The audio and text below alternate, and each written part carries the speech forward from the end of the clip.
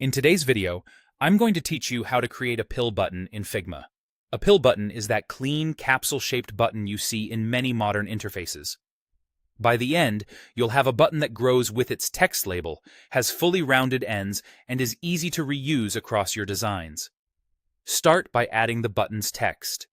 Press T to activate the text tool, click once on the canvas, and type your label. Something like, "Continue works well for testing." Choose a font, weight, and size that match your design system or the vibe you're going for. Medium or semi-bold weights often read well for buttons, and sizing around your body text size or a touch larger is a good baseline. Next, convert that text into an auto layout frame so the button can adapt to different label lengths.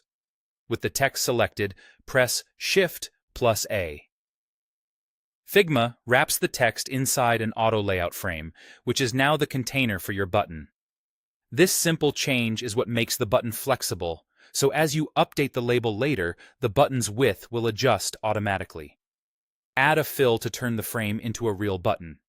With the auto layout frame selected, go to the right sidebar, find Fill, click the plus icon, and choose a color, like a blue or any brand color you prefer.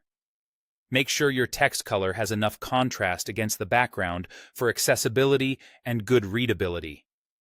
Now give it that pill shape by rounding the corners. With the frame still selected, find corner radius in the right sidebar.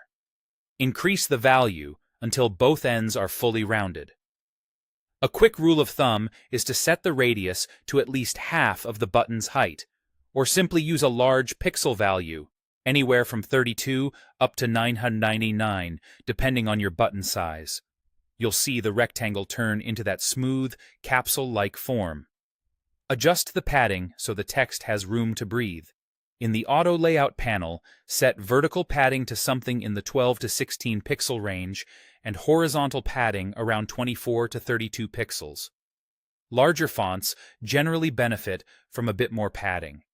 You're aiming for balanced spacing that feels comfortable and keeps the pill proportions looking right. Finally, confirm the text is centered. In the Auto Layout alignment controls, choose center alignment so the label sits perfectly in the middle, both horizontally and vertically. If you want to reuse this button, select it and click Create Component. That way, you can drop instances anywhere and update the main component later to keep everything consistent. And that's it.